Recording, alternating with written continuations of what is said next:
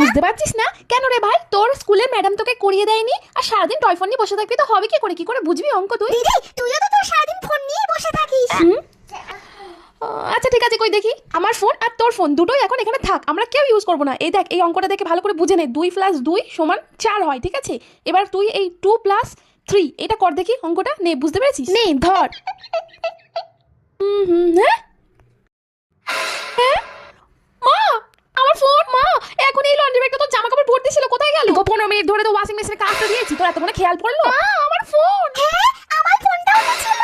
দিদি সব তোর জন্য হয়েছে, আমার টয় ফোন এনে দে, আমি জানি না।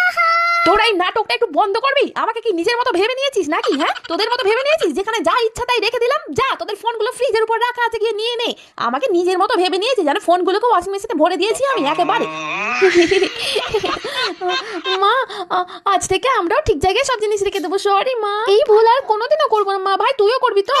আমি আজ থেকে